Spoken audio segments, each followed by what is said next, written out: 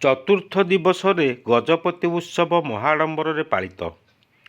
ଗଜପତି ଉତ୍ସବ ପଲ୍ଲିଶ୍ରୀ ମେଳା ଆତ୍ମନିର୍ଭର ଭାରତ ସ୍ୱଦେଶୀ ମେଳା ଚତୁର୍ଥ ଦିନରେ ମହା ଆଡ଼ମ୍ବରରେ ପାଳିତ ହୋଇଯାଇଛି।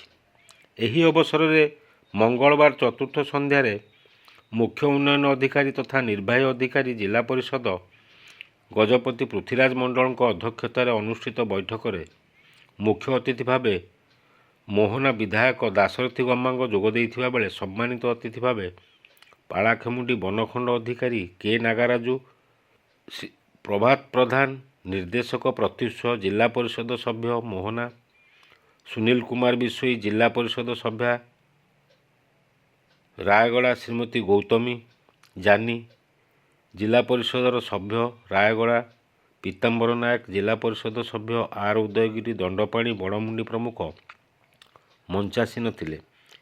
ଏହି ଅବସରରେ ସମସ୍ତ ଅତିଥିଗଣ ଗଜପତି ଜିଲ୍ଲାର ଲୋକକଳା, ସଂସ୍କୃତି, ଜନଜାତି, ନୃତ୍ୟ ସଙ୍ଗୀତ, ପରମ୍ପରା ଓ ପର୍ଯ୍ୟଟନସ୍ଥଳୀର ବିକାଶରେ ଜିଲ୍ଲା ଅଗ୍ରସର ହେଉଛି ବୋଲି ମତ ପ୍ରକାଶ କରିଥିଲେ।